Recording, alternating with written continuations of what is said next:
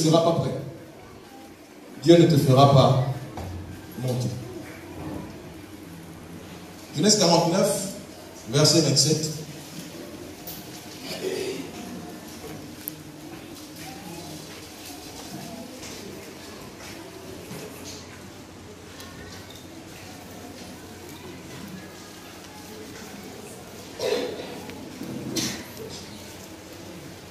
Je vais lire la parole de Dieu.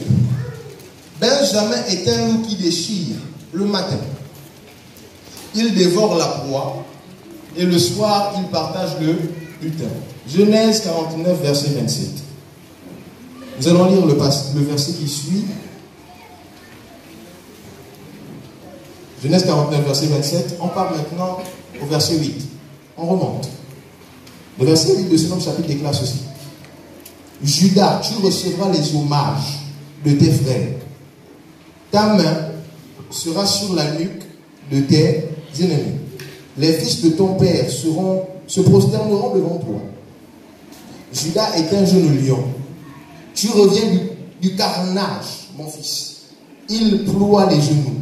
Il se couche comme un lion, comme une lionne qui le fera lever. Verset 10. Le sceptre ne s'éloignera point de Judas, ni le bâton souverain d'entre ses pieds, jusqu'à ce que vienne le Shiloh, le Messie, donc Jésus, et que les peuples lui obéissent. Il attache à la vigne son âne, et au meilleur cep le petit de son ânesse. Il lave dans le vin son vêtement, et dans le sang des raisins son manteau. Il a les yeux rouges de vin, et les dents blanches de lait. Pourquoi est-ce que nous lisons ces deux versets? C'est pour nous faire comprendre que David est vraiment une prophétie. On a lu tout à l'heure, le premier passage qu'on a lu, c'était concernant la tribu de Benjamin. D'accord? Et Saül était issu de la tribu de Benjamin. Et lorsqu'on lit ce que Dieu dit par la bouche de Jacob concernant la tribu de Juda, on se rend compte que la royauté n'est pas attribuée à la tribu de Benjamin, mais à la tribu de Juda. Mais Saül vient de la tribu de Benjamin. Donc en réalité, Saül n'avait pas été fait pour être roi. Saül n'aurait jamais dû occuper le poste de roi. Parce que dans sa descendance, ses ancêtres, la bénédiction que Dieu a libérée sur ses ancêtres ne concernait pas le poste de roi. Voilà pourquoi il ne pouvait pas assumer ce poste-là convenablement. Mais lorsqu'on regarde Judas, il dit que le sceptre de l'autorité ne s'éloignera pas de Judas. Cette autorité, c'est quoi? C'est la supériorité. Ça veut dire que le roi devait toujours sortir de la tribu de Judas. J'ai compris que selon le plan de Dieu, à un certain temps, Dieu allait choisir un roi au milieu du peuple. Mais le temps n'était pas encore arrivé. Certainement, David n'était peut-être même pas encore né. D'accord? Mais comme le peuple voulait déjà un roi, il a dit, ok, je vais prendre quelqu'un, mais qui n'est pas de la tribu de Juda, un benjamite. Quelqu'un qui n'a pas reçu, logiquement, sur sa vie, les paroles qu'il faut pour assumer ce poste-là. Et quand il arrive, il fait les choses comme il sait les faire. Mais ce n'est pas de sa faute. Il n'est pas destiné à être roi. Mais lorsque David arrive, my God, quand David arrive, oh my God, lorsque l'huile descend sur la tête de David, il y a des paroles prophétiques qui avaient été libérées sur la famille de David. Ce qui fait que lorsque l'huile tombe, l'huile reconnaît l'autorité du roi. Voici pourquoi le Saint-Esprit descend à l'instant sur David. Pour confirmer l'autorité, pour dire que c'est vrai, c'est toi le roi. Tu es issu de la tribu de Juda. Mais comme Saül vient de Benjamin, l'esprit ne reconnaît pas. L'huile tombe sur sa tête, mais l'esprit ne reconnaît pas. À quel moment l'esprit se saisit de Saül? C'est alors que l'esprit est en train de travailler avec les prophètes. Saül, qu'est-ce qu'il fait? Il vient se jeter. Imaginez qu'il y a du feu là. Si je me jette dans le feu, qu'est-ce que je fais? Je vais être enflammé. Donc ce n'est pas lui qui a attiré l'esprit. C'est lorsque l'esprit se manifestait au milieu des prophètes. Il a dû profiter de ça pour pouvoir recevoir ici. Saül était là en attendant que David soit prêt. Il y a des gens qui sont assis à la place où toi tu seras donné. Amen. Ils ne sont pas destinés à ces postes-là. Ils ont parfois magouillé les choses pour être là. Mais si Dieu a déclaré des paroles sur ta vie, ce poste te reviendra. Laisse-les féticher. Laisse-les libérer des paroles contre toi. Laisse-les aller voir le chef pour que tu sois sali. Même si que celui qui décide en haut là-bas, entre vous deux, le courant ne passe plus parce qu'on a sali ton nom chez lui. Dieu est souverain. Il peut permettre à ce que ce chef-là s'en aille et que celui qui vienne approuve tes voix. Et que toi, tu occupes la place que tu dois occuper.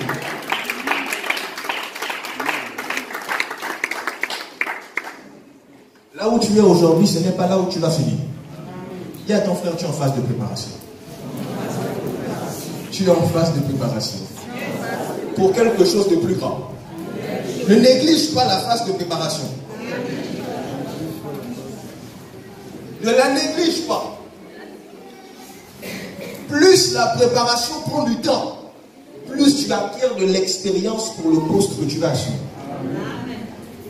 Ce poste peut être au niveau de ta famille, ça peut être au niveau du travail, ça peut être au niveau de l'église, ça peut être dans le ministère. Il se peut même que Dieu est en train de te préparer pour devenir directeur d'une entreprise que toi-même tu vas voir. Quand Dieu a dit, cela fait office de loi. Les hommes ne pourront pas. Quel que soit le temps que ça prendra. Certainement, Saül était là sur le trône, il était content, il disait, oh là là, moi qui suis benjamite, je suis là assis sur le trône et tout. Mais il ne savait pas qu'il y avait un jeune homme qui était en train de s'occuper des brebis. Il y avait un jeune homme qui était là en train de prendre soin des brebis. Quand David rentrait à la maison, les grands frères disaient encore, tu sens l'eau du mouton qui est à côté de nous.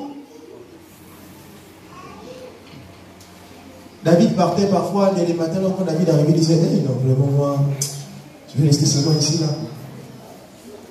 C'est ça ma destinée. Comme le dernier de la famille. Il y a un jour un enfant qui a demandé à son père, notre pasteur Ali Moni, pasteur Gaspard, son dernier, Daniel. Il lui dit, papa, il dit oui.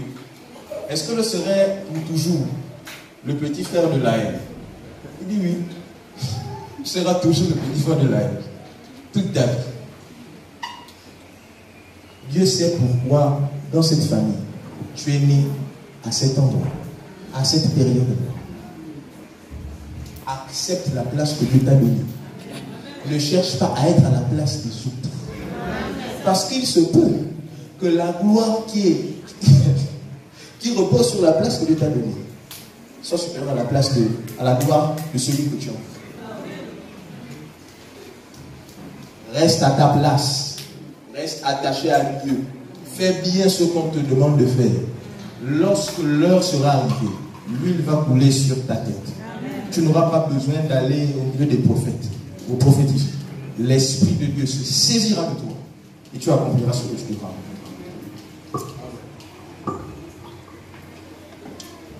Seigneur, accorde-nous la grâce de mieux comprendre ta parole. C'est vrai que tu devais être comme ça ce matin. C'est pas grave, on poursuit.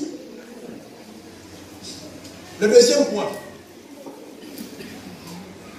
c'est la pierre. La pierre. La pierre, le caillou, la pierre. Le caillou, la pierre. On va lire un peu. 1 Samuel 17. Versets 39 à 40.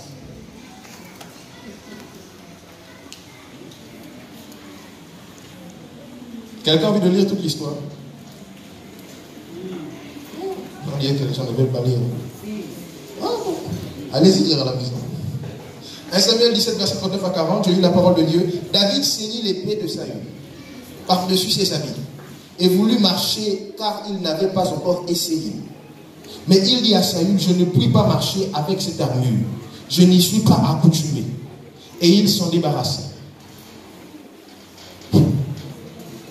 Vous savez, lorsque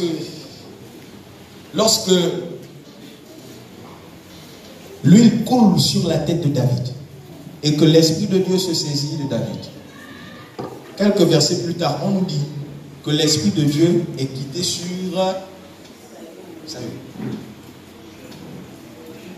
Et que Dieu a envoyé sur Saül son mauvais esprit. J'ai dit au départ qu'en Israël, l'Esprit de Dieu était sur deux personnes. Sur le prophète et sur le roi. Ça veut dire que Saül continuait à assumer les fonctions de roi, mais n'avait plus le pouvoir d'être roi.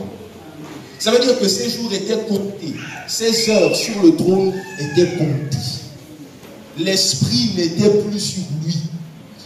En Israël, pour être roi, pour réussir dans son mandat, il fallait être un homme spirituel.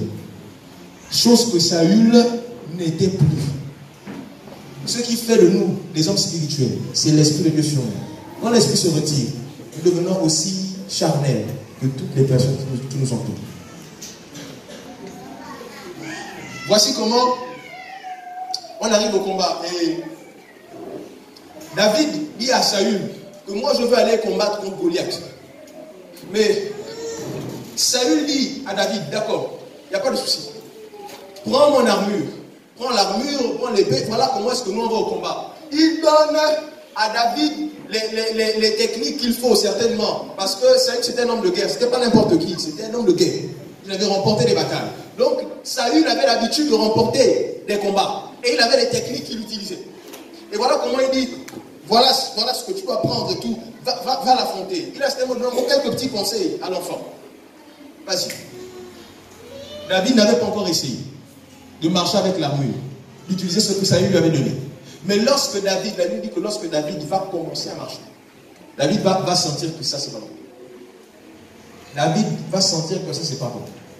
L'Esprit de Dieu sur David va commencer à se manifester et dire à David que ce que tu veux faire pour affronter Goliath, c'est pas ce qu'il faut. La méthode que tu veux utiliser pour vaincre Goliath, ce n'est pas la bonne. Laisse tomber ça.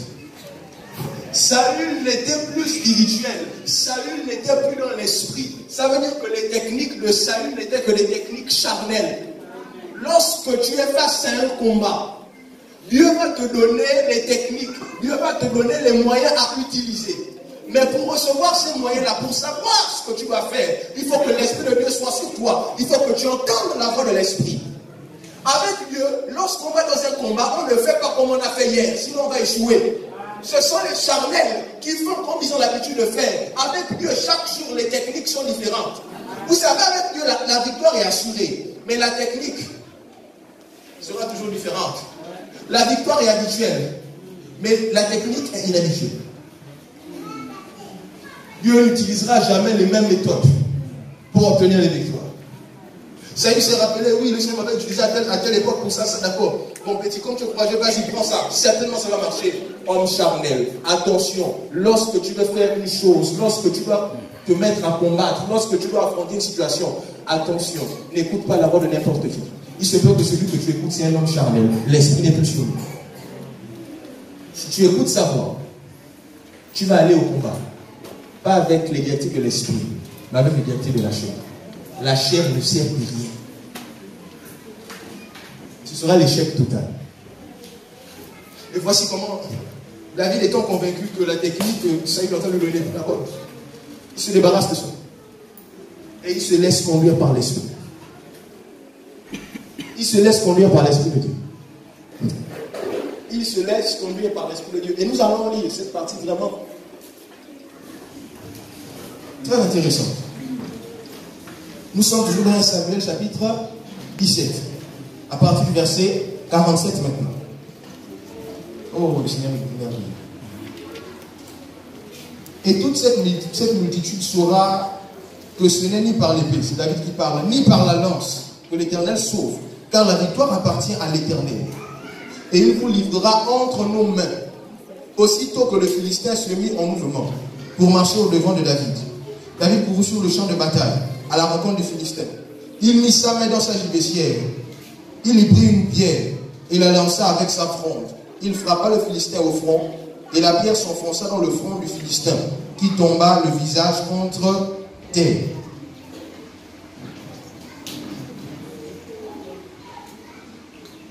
Nous allons lire le verset 40. Il prit en main son bâton, choisit dans le torrent 5 pierres polies, et les mit dans sa gibecière de berger, et dans sa poche, puis sa fronde à la main. Il s'avança contre le Philistin.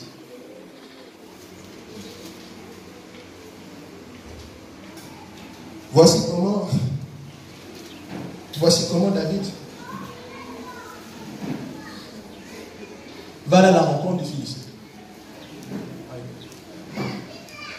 Lorsqu'il s'avance, David, conduit par l'esprit, va se diriger vers le torrent.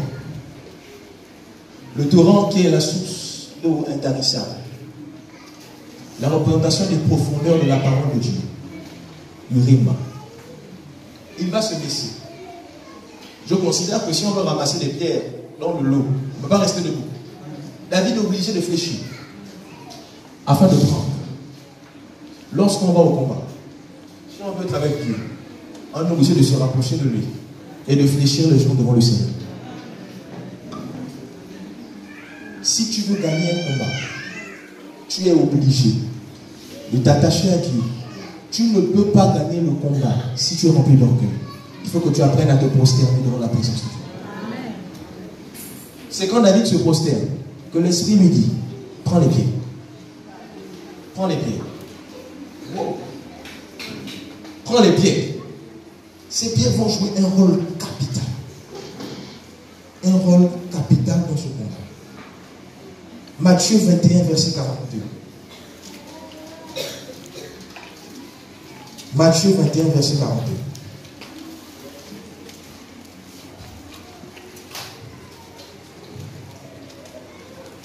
Jésus leur dit, n'avez-vous jamais lu dans les Écritures, la pierre qu'ont rejeté ceux qui bâtissaient est devenue la principale de l'homme. C'est du Seigneur que cela est venu. C'est un prodige à nos yeux. C'est pourquoi je vous le dis, le royaume de Dieu vous sera révélé